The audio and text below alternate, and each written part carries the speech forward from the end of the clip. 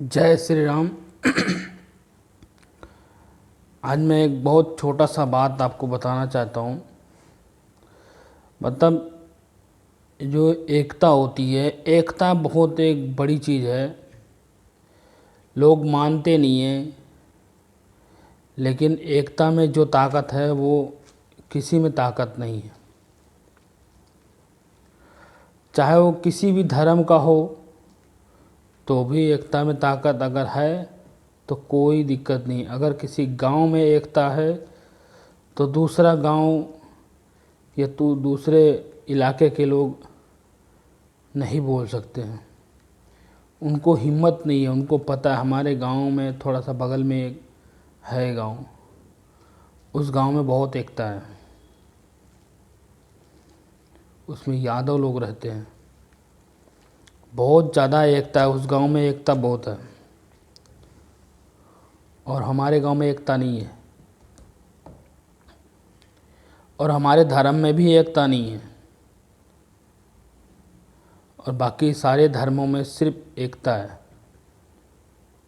किसी भी धर्म में, हिंदू धर्म छोड़ के बाकी सारे धर्मों में एकता खूब है। और आज के डेट में हिंदू हिंदू कोई मारना चाहता है, हिंदू हिंदू कोई खाना चाहता है, लेकिन बाकी जो धर्म है उनमें बहुत एकता है। एकता लोग सिर्फ कहते हैं कि एकता करनी चाहिए, एकता होनी चाहिए, एकता रखो, लेकिन कोई रखता नहीं है। सिर्फ राय देते हैं, सिर्फ लोगों को राय देते हैं कि भाई हिंदू धर्म एक नहीं हो रहा या एकता रखनी चाहिए। एकता अपने आप से ही शुरू करना चाहिए हर किसी को।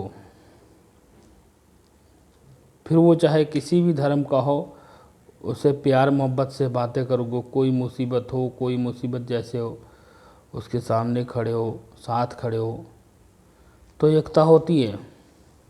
तो अगर आप उसकी मदद करोगे तो वो भी तो आपकी मदद करेगा। गांधी जी ने भी तो बहुत एकता करके देश को आज़ाद करा दिया। उनकी तो एकता बहुत तगड़ी थी। हमारे सुभाष चंद्र बोस, चंद्रशेखर आज़ाद, सरदार सरदार भगत सिंह, सरदार वल्लभ भाई पटेल, इन सब के जो हैं महावीर लोग, इनकी बहुत बड़ी एकता थी। वो किसी एक धर्म से उनसे किसी से लड़ाई नहीं थी। उन्होंने किसी धर्म से नहीं लड़ा। सब धर्म सर्वधर्म मिला के एकता बनाई, तभी तो देश को आज़ाद कराया।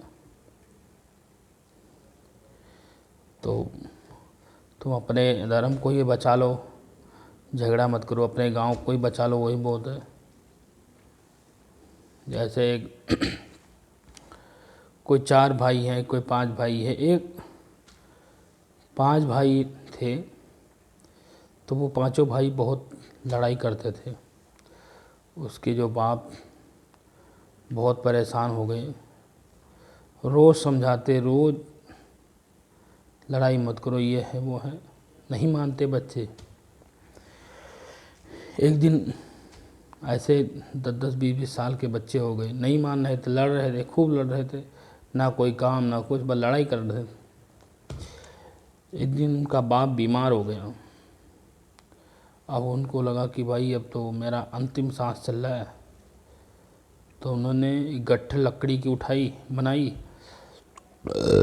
अपने 5 लड़कों को पकड़ा दिया, बोला इसको तोड़ो। 5 को बारी बारी दिया। अब 5 को बारी बारी दिया तो किसी ने नहीं तोड़ पाए।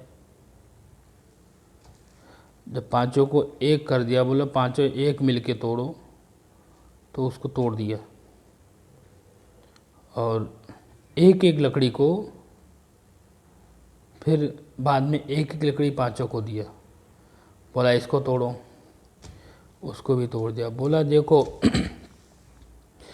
जिस तरह से तुम 5 एक हो गए हो, ये लकड़ी नहीं टूट रही, लेकिन पांचों ने लगाई ताकत तो टूट गई।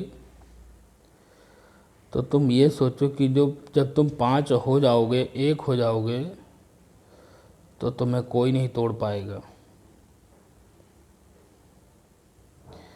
तो पांचों मान गए। अभी 8 बज रहे होंगे। तो फिर पांचों भाई 1 हो गए, लेकिन उसमें एक बिगड़ गया, एक नहीं माना, तो उसकी वो दुर्दशा हुई।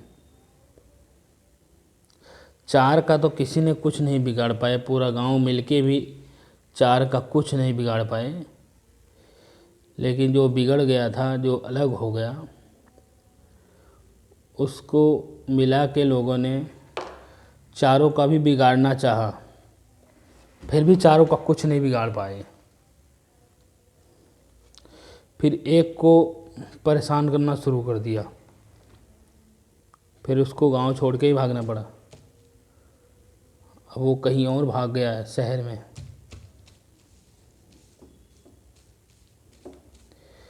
तो जब 5 मिलके रहते, 4 का तो कोई कुछ बिगाड़ नहीं सकता।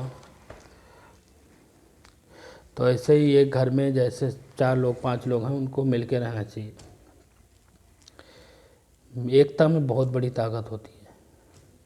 आप जितने भाई बहन हैं, जितने भी लोग हैं, सब लोग अगर मिल के रहोगे तो कोई भी दूसरा आपका कुछ नहीं कर सकता है, क्योंकि आप 4 5 6 7 जो भी हैं, उनमें एकता है।